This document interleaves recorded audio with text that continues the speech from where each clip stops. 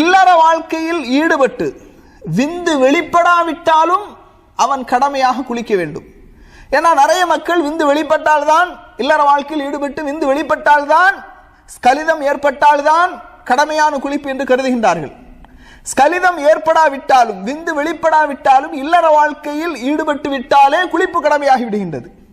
இதை நீங்கள் தெளிவாக புரிந்து கொள்ள வேண்டும். ஏனென்றால் நான் ஏன் இதை சொல்கின்றேன் என்று சொன்னால், சுயமாக சஹீஹுல் புகாரி ஒருவர் எடுத்து படித்தால் அல்லது சஹீஹ் முஸ்லிமை எடுத்து இந்த குளிப்பு சம்பந்தமான பாடங்களை படிக்கும்போது சில ஹதீசுகள் என்ன வரும், விந்து வெளிப்பட்டால் தான் கடமையான குளிப்பு என்று வரும்.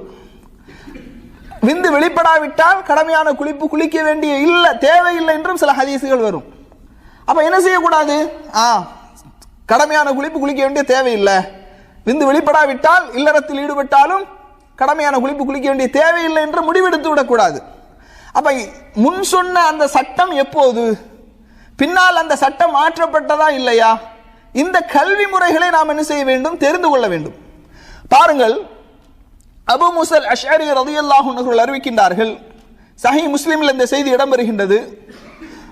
முஹாஜிர்களும் அன்சாரிகளும் ஒரு தர்க்கத்தில் ஈடுபடுகின்றார்கள்.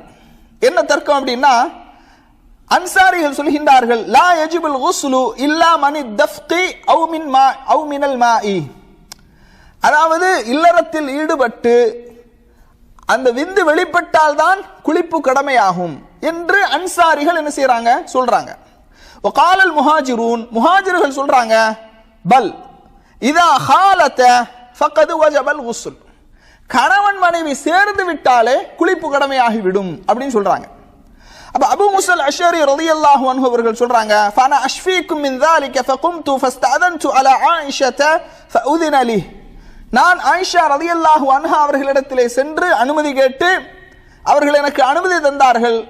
அப்ப நான் சொன்னேன், யா உம்மா, தாயே, அவ் யா உம்மல் முஃமினீன், மூமின்களின் அன்னையரே, இன்னி உரீது அன் அஸ்அலகி அன் ஷைஇன் வ இன்னி அஸ்தஹீகி, நான் உங்களிடத்தில் சில விஷயங்களை கேட்கலாம் என்று கருதுகிறேன், ஆனா எனக்கு வெக்கமா இருக்குது.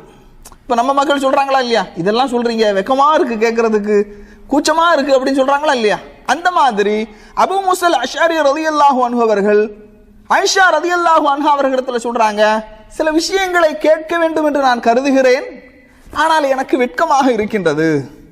அப்ப ஆயிஷா ரலியல்லாஹு அன்ஹா அவர்கள் சொல்றாங்க, லா தஸ்தஹி, நீ வெட்கப்படாதே, அன் தஸ்அலனி அம்மா குன்த சாயிலன் அன்ஹு உம்மக அல்லதி வலத்தக, உன்னை பெற்றெடுத்த தாயிடம் கேட்பதற்கு நீ எப்படி வெட்கப்பட மாட்டாயோ அதை போன்று என்னிடத்தில் கேட்பதற்கு நீ வெட்கப்பட வேண்டாம். காரணம், ஃபஇன்னமா அன உம்முக, நான் உனது தாய் அப்படின்னு என்ன செய்யறாங்க, சொல்றாங்க.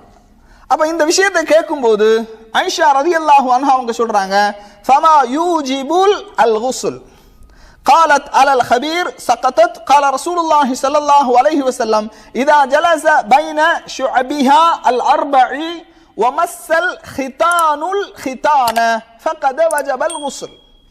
رسول الله صلى الله عليه وسلم இது சம்பந்தமாக சொல்லி இருக்கிறாங்க. என்ன அப்படின்னா, இது சம்பந்தமாக ரசூலுல்லாஹி ஸல்லல்லாஹு அலைஹி வஸல்லம் அவர்களிடத்திலே கேட்கும்போது அவர்கள் அமைதியாக இருந்தார்கள். அதற்கு பிறகு சொன்னார்கள், இரண்டு உறுப்புகள் சந்தித்துக் கொண்டால் வஜபல் குஸ்ல், தொழுகை அதாவது குளிப்பு கடமையாகிவிடும் என்று அல்லாஹ்வுடைய தூதர் அவர்கள் சொன்னார்கள் என்ற செய்தியை அபு மூஸா அஷ்அரி ரலியல்லாஹு அன்ஹு அவர்களுக்கு ஆயிஷா ரலியல்லாஹு அன்ஹா அவர்கள் அந்த சந்தேகத்தை நிவர்த்தி செய்து கொடுக்கின்றார்கள். இந்த செய்தி சஹீஹ் முஸ்லிம்ல 349வது செய்தியாக இடம்பெறுகின்றது.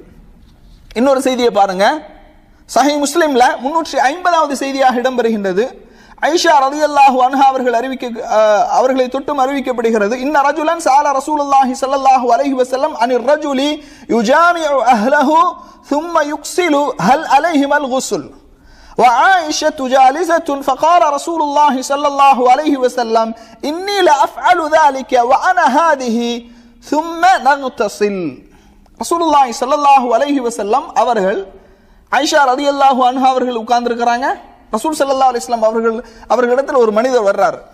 வந்து கேட்கிறாங்க, எனது குடும்பத்தாரோடு எனது மனைவியோடு நான் இல்லற வாழ்க்கையில ஈடுபட்டேன்,